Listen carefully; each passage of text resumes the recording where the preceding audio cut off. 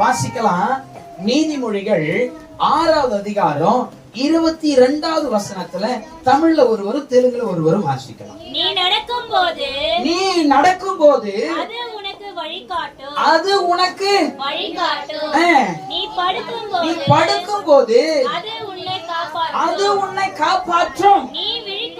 நீ விழிக்கும்போது அது உன்னோடு சம்பாஷணை பண்ணும். ஒரு அல்லேலூயா. கர்த்தர் கொடுத்த வசனத்துக்காக ஸ்தோத்திரம் பண்ணலாமா? இன்னைக்கு தியானிக்கிற தலைப்பு என்னன்னா, அவரே உனக்கு வழிகாட்டி. அப்போ இந்த உலகத்துல ஒவ்வொரு மனுஷனுக்கும் ஒரு வழிகாட்டி வேணும். சின்ன குழந்தையா இருக்கிற தாய் வழிகாட்டி, ஸ்கூலுக்கு போனா வாத்தியார் வழிகாட்டி, காலேஜுக்கு போனா பிரின்சிபாலோ அல்லது அங்க இருக்கிற லெக்சரோ வழிகாட்டி, வேலைக்கு போனா மேனேஜர் சூப்பர்வைசர் வழிகாட்டி, வாழ்க்கையில மனைவிக்கு கணவன் வழிகாட்டி, கணவனுக்கு மனைவி வழிகாட்டி, இளம் பிள்ளைகள் வளர்ந்து பெரியவர்களான குடும்பத்தை வழி நடத்துவதற்கு முதியோர்கள் தாத்தா பாட்டிகள் வழிகாட்டி, இப்படி எல்லாவற்றுக்குமே எல்லா சூழ்நிலைகளிலும் வழிகாட்டி ஒருவர் உண்டு. சபைக்கு ஆவியானவரே வழிகாட்டி. உங்களுக்கும் எனக்கும் ஆவியானவரே. சத்தமா பக்கத்துல பார்த்து சொல்லுங்க, நமக்கு ஒரு வழிகாட்டி உண்டு. அவர் பேர் கேட்கிறதால, அவர் துணையால, அந்த துணையால நம்மை நடத்துகிறவர், நம்மை நடத்தி கொண்டு போய் சேர்க்கிறவர், அவரே உங்களுக்கும் எனக்கும் வழிகாட்டி. அவருக்கு மாத்திரம் ஸ்தோத்திரம் சொல்லலாமா? அல்லேலூயா. அப்ப நமக்கு ஒரு வழிகாட்டினா அது பரிசுத்த ஆவியானவர் மாத்திரம் தான். அல்லேலூயா. இங்க வாசிங்க, இந்த வசனம் அழகாய் சொல்லுது பாருங்க. அது உன்னை நடக்கும்போது அது உனக்கு வழிகாட்டும். என்ன காட்டும்? வழிகாட்டும். அப்ப நம்ம நடக்கும் போது முன்னாடி வழிகாட்டியா எது இருக்குன்னா, இருள் இருந்தா வழிகாட்ட முடியாது, வெளிச்சம் தான் வழிகாட்டும். அவரே வெளிச்சமாகிய கர்த்தர், அவரே வெளிச்சமாகிய பரிசுத்தர். அந்த வெளிச்சம் நமக்கு முன்னதே கடந்து போகும். வசனம் இன்னும் கூட அழகாய் சொல்லுகிறது சின்ன தீர்க்கதரிசன புத்தகத்துல, அவர் உங்களுக்கு முன்னதே கடந்து போய் தடைகளை எல்லாம் உடைக்கிறார். அல்லேலூயா. அவர் தடையை உடைக்கிறவரா இருக்கிறாரு. நமக்கு முன்னமே போய் வழி காட்டுகிறார். இஸ்ரவேல் ஜனங்களை பாலைவனத்துல நடத்தும் போது அந்த மேக ஸ்தம்பம் அக்கினி ஸ்தம்பம் வழியை காட்டி கொண்டு போனதாம். மேகம் மேல எழும்புனா ஜனங்கள் கூரையை பிரித்து கொண்டு எழும்பணும். மேகம் கீழே வந்தா எல்லாரும் கொட்டா போட்டு உக்காந்துடணும். இதுதான் அடையாளம். அப்ப அது ஒரு கரணம் பிடிச்சு சொல்லுங்க, உங்களையும் கர்த்தர் வழி நடத்த சித்தமா இருக்கிறார். உங்களை வழி நடத்துவது அவர் சித்தம். அதனாலதான் உங்களை எங்கேயும் அலைந்து திரியாம சபைக்குள்ள உங்களை கொண்டு வந்தாரு. உங்களை நடத்த பிரயாசப்படுறாரு. உங்களுக்கு வழிகாட்டியா இருக்க பிரயாசப்படுறாரு. பரலோகத்துல உங்களை சேர்க்க பிரயாசப்படுறாரு. அவரே வழிகாட்டி. சோத்திரம் பண்ணுங்க ஆண்டவர். நீங்க உயர்த்தி சொல்லுங்க, சோத்திரப்பா. உரிமையா சொல்லுங்க, சோத்திரப்பா. எனக்கு ஒரு வழிகாட்டி நீங்க தான்பா. மனுஷனை விட மேன்மையான வழிகாட்டி பரிசுத்த ஆவியானவர். ஆமென். அந்த வசனம் அப்படி சொல்லுகிறது. நீ நடக்கும் போது அது உனக்கு வழிகாட்டும். நீ படுக்கும் போது அது உன்னை காப்பாற்றும். எது காப்பாற்றும்? நீ படுக்கும் போது என்ன ஆகும்? படுக்கும் போது காப்பாத்தும், பாதுகாப்போம். இந்த அது எதுனா 20வது வசனம் வாசிங்க. அதுல என் மகனே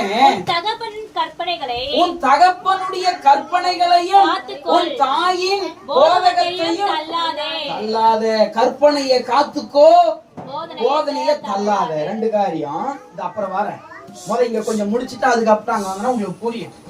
இப்ப இங்க பாருங்க, நீ நடக்கும் போது அது உனக்கு வழிகாட்டும். ஆவியானவர் நம்மோடு கூட வராருன்னு அர்த்தம். வழிகாட்டினா என்ன அர்த்தம்? 2 விஷயம் தெரிஞ்சுக்கோங்க. ஒண்ணு, கூட வந்தாதான் வழிகாட்ட முடியும். 2வது, அவருக்கு வழி தெரிஞ்சாதான் வழிகாட்ட முடியும். கரெக்டா? இப்போ எனக்கு வழியே தெரியல அமெரிக்காவுக்கு, நான் போனதே கிடையாது. இப்ப நானும் பிரான்சிஸ் பிரதர் கிளம்பிட்டோம். அவர் என்ன நம்பி வருவாருன்றீங்க, பாதியில கண்டுருவாரு.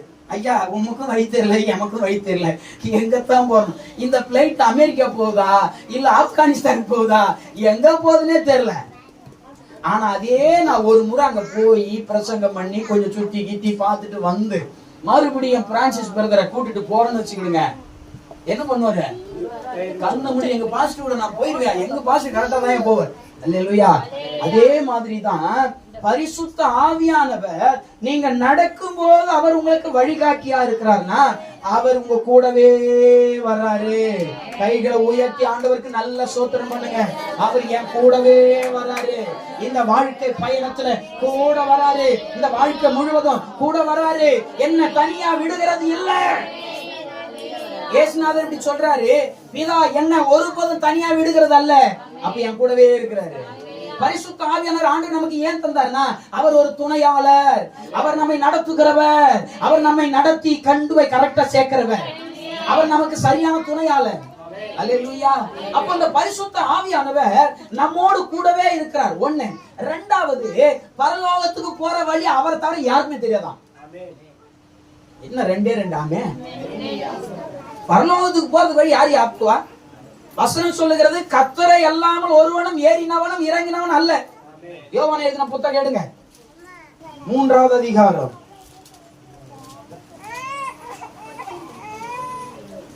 13வது வசனத்தை வாசிங்க. பரலோகத்திலிருந்து நல்லா வாசிங்க, தெலுங்குல எடுத்துக்கோங்க.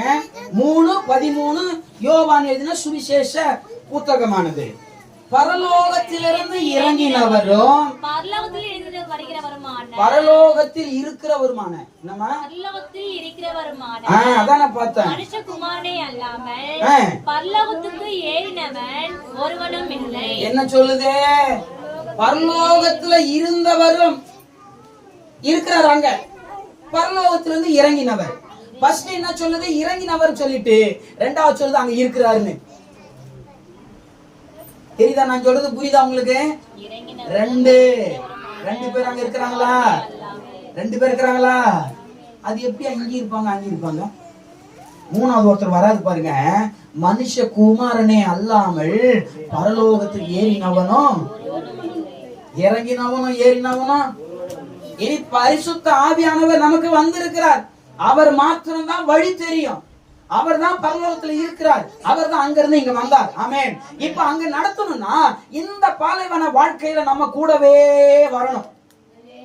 கூட வந்து சொல்லணும், இங்க பள்ளம் இருக்கு, காலை தாண்டி வை. இங்க முள்ளு இருக்கு, தாண்டி வை. இங்க தண்ணி இருக்கு, கொஞ்சம் குடிச்சுக்கோ. இங்க அப்ப இருக்கு, கொஞ்சம் சாப்பிட்டுக்கோ. இங்க காடை இருக்கு, கொஞ்சம் அடிச்சு பிச்சு எடுத்துக்கோ. ஆமென். இங்க பழம் இருக்கு, சாப்பிட்டுக்கோ என்று சொல்லி நமக்கு நடந்து வரும்போது, நடத்தி கொண்டு வருகிற போது அவர் நமக்கு போதிக்க வல்லவராயிருக்கிறார். ஏன்னா இந்த வாழ்க்கை பயணத்துல நம்ம கடந்து போகிற ஒவ்வொரு நாளும் கவனமாய் போக வேண்டும். நமக்கு பிசாசானவன் அநேக இடங்களை கண்ணி வெடி வச்சிருக்கிறான்.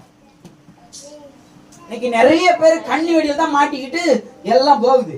காலை கொண்டு வைக்கிறது, அங்க பார்த்தா கண்ணி வெடி, தூக்கனா டொம்மு, காலு போடும். இன்னைக்கு நிறைய நேரங்களில் சில பாவங்கள் நமக்கு கண்ணி வெடி மாதிரி மறைச்சு வச்சிருக்கப்பட்டிருக்கு.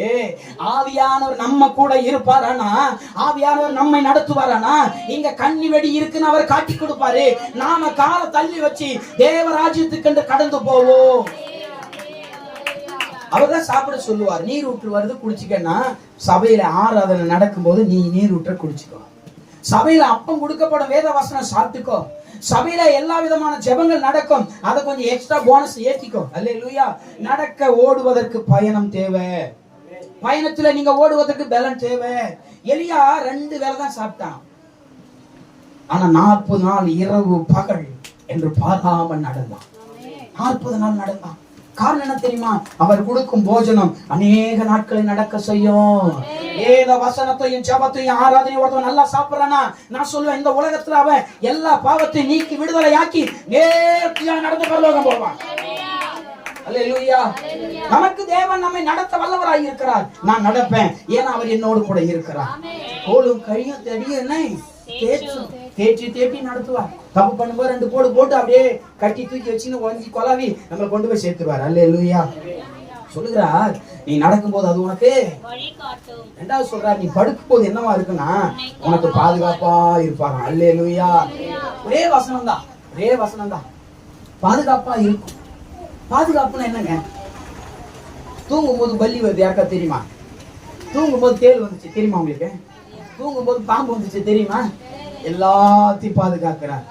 எல்லாவற்றிலும் உங்களை என்னையும், அப்ப உங்களை என்ன டிஸ்டர்ப் பண்ணல. தூங்கும் போது நல்லா பாருங்க, நீ நடக்கும்போது உனக்கு வழி காட்டுனா உங்களோட கூட என்ன பண்றாருன்னா வெளிச்சமா வர்றாரு. இருள் இல்லாம வெளிச்சமா வர்றாரு. பள்ளத்தையும் மேட்டையும் கரடு முரடானவர்களை காண்பித்து கொடுத்து அவர் வருகிறார். நீ தூங்கும் போது அவர் உனக்கு எப்படி ஆடுறான்னா வேலி போட்டு அப்படி உட்காந்துக்கிறாரு. எப்படி வேலி போட்டு அப்படியே சுத்தி உக்காந்துக்கிறார். ஆமென். அடுத்த வசனம் சொல்லுது, நீ விழிக்கும் போது அது உன்னோடு சம்பாஷணை செய்யும். விழிக்கும் போது உன்னோடு பேசுமா. அல்லேலூயா. அப்போ அந்த வசனமானது நம்மோடு கூட என்ன பண்ணுது? இது வசனம் தான்றதுக்கு தான் 20வது அதிகாரத்தில் நீங்க 20வது வசனத்தை வாசிக்கணும். 6:20 வாசிங்க. என் மகனே உன் தகப்பன் கற்பனைகளை காத்துக்கொள். உன் தகப்பன் கற்பனையை காத்துக்கொள், தாயின் போதகத்தை தள்ளாதே.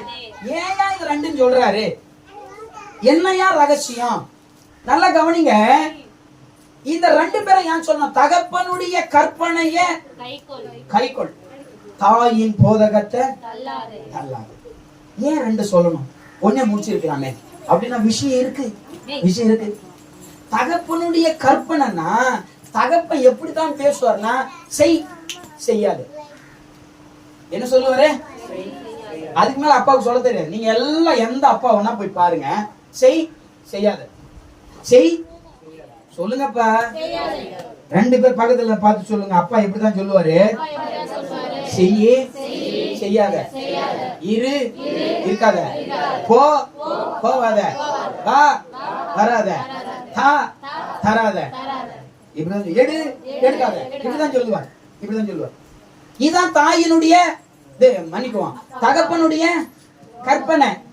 ஆதி யாத்திராகமம் 20வது அதிகாரம் 1வது வசனம் 1வதுல இருந்து ஒரு 8-10 வசனங்கள் வாசிங்கன்னா அங்க ஆண்டவர் என்ன சொல்றாரு நீங்க வாசி பாருங்க. இதான் தகப்பனுடைய போதக கற்பனை. வாசிங்க. என்னை இல்லாமல் உனக்கு வேற தேவர்கள் உண்டாயிருக்க வேண்டாம், நானே உங்க தேவனாகிய கர்த்தர். மேலே வானத்திலும் கீழே பூமியிலும் பூமியின் கீழ் தண்ணீரிலும் உண்டாயிருக்கிறவர்களுக்கு ஒப்பான ஒரு ஸ்வரூபத்தையாகிலும் யாதொரு விக்கிரகத்தையாகிலும் நீ உனக்கு உண்டாக வேண்டாம். 8வது வசனம் போமால. ஓய்வு நாளை பரிசுத்தமாய் நல்லா பாருங்க. இப்ப இங்கதான் வாசிக்கணும். அதான் உங்களுக்கு புரியுதுக்கா சொல்ல. ஓய்வு நாளை பரிசுத்தமாய் ஆசரிப்பாயாக செய் அப்படின்னு சொல்லிட்டாரா? அடுத்தது 6ஆம் நாளில் நீ வேலை செய்து அது வேண்டாம். அடுத்த கட்டளை என்ன? தகப்பன தாயே கன பண்ணுவாயாக செய் அப்படின்ட்டு. அடுத்தது செய்யாத. அடுத்தது செய்யாத. அடுத்தது செய்யாத. அடுத்தது பொய் சொல்லாத. அடுத்தது தேடாத, ஓடாத, செய்யாத, வைக்காத, வச்சிரு, செஞ்சிரு, போ. இதுதான் ஆண்டு. இதான் அப்பாவுடைய கற்பனை. அப்பா கற்பனை எப்படி இருக்க? 2 வரியில முடிப்பாரு. இதுதான் அப்பா கற்பனை. அடுத்தது புதிய ஏற்பாட்டுல இயேசுநாதர் ஒரு இடத்துல சொல்றாரு. என்ன சொல்ற? இப்ப எடுக்க வேண்டாம். தாயின் உபதேசம் எப்படி இருக்குன்னா அன்பா இருக்கா. எப்படி இருக்கா? ஆண்டவர் சொல்றாரு, நீ உன்னை நேசிக்கிறது போல இதுக்கு மிஞ்சினது ஒண்ணுமே இல்லடா ராஜா. எல்லாம் இந்த 10 கற்பனைகளும் 613 கற்பனைகளும் இந்த ஒரே கற்பனைக்குள்ளே அடங்கும். தாய் தாயா வித்தியாசமா சொல்லி கொடுப்பா. இயேசுநாதர் நமக்கு தாயா இருந்து அன்பை போதிக்கிறார். அம்மா தான் அன்பை பத்தி போதிப்பாங்க. நல்லா தெரியுமா? எத்தனை வீட்டுல அம்மா அன்பை போதிக்கிறாங்க தெரியுமா? அப்பா அன்பு போதிச்சு பழக்கல. அப்பா தான் படுகிற கஷ்டங்களை நினைச்சு இதை செய்யடா, நல்லா இருக்கா, இதை செய்யாதா, இது நமக்கு வேணடா அப்படிதான் சொல்லுவாரு. ஆனா அம்மா மட்டும் என்ன சொல்லுவாங்கன்னா, நீ அன்பாயிரு, நீ பாசமாயிரு, நேசிக்கிறவனாயிரு, பொறுமையாயிரு. இப்படி யார் சொல்லி தருவா? அன்பான வார்த்தைகளை அம்மா போதிப்பா. இப்ப இயேசு கிறிஸ்து நமக்கு அப்படிதான் போதிக்கிறாரு. புதிய ஏற்பாட்டுல நீங்க நல்லா பாருங்க. அவர் எப்படிதான் போதிக்கிறாருன்னா, இதை செய்யாத, இப்படி இரு, இப்படி பாசமா இரு, இப்படி நடந்துக்கோ, அவனை மன்னிச்சிட விட்டுரு, அவன் பார்த்து அப்படிதான் இருப்பான், நீ எப்படி இரு, தாழ்மையா இரு. இதெல்லாம் யார் சொல்லி கொடுத்தா? தாழ்மையாருன்னு யார் சொல்லி கொடுக்குறா? அம்மா தான் சொல்லி கொடுத்தாங்க. இப்போ இயேசு கிறிஸ்து நமக்கு என்னதான் சொல்லி கொடுத்தாருன்னா, தாழ்மையாயிரு, கர்த்தரை தேடு. ஆண்டவர் சொன்னாரு, நீ உன் பிதா அதாவது உன் தேவனை நீ என்ன பண்ண? முழு இருதயத்தோட, முழு பலத்தோட, முழு ஆத்மாவோட, முழு சரீரத்தோட நீ தேவனிடத்துல அன்பு கூறுவாயாக. பேதுருவை பார்த்து ஆண்டவர் கேட்டா, என்ன நேசிக்கிறாயா? நீ என் மீது நேசமா இருக்கிறாயா? என் நாடுகளை எப்படி கேட்கிறாரு பாருங்க. அன்பாவே ஆண்டவர் பேசுறார். இதுதான் வேதம் நமக்கு சொல்லி கொடுக்குது. பழைய ஏற்பாடு செய்யாதே, புதிய ஏற்பாடு நேசிக்க பழகு, தாழ்மையா இருக்க பழகுன்னு சொல்லித்தாரு. ஒரு அல்லேலூயா. பக்கத்துல பார்த்து சொல்லுங்க, பழைய ஏற்பாடு செய்யாதே. இதெல்லாம் சொல்லி கொடுக்குது. புதிய ஏற்பாடு தாழ்மையாயிரு, அன்பாயிரு, ஆண்டவரை மட்டும் பாரு, எல்லாரையும் மன்னி. இது ஒரு சாஃப்ட் கேரக்டர் சொல்லி கொடுக்குது. இதுதான் தாயின் கேரக்டர். அல்லேலூயா.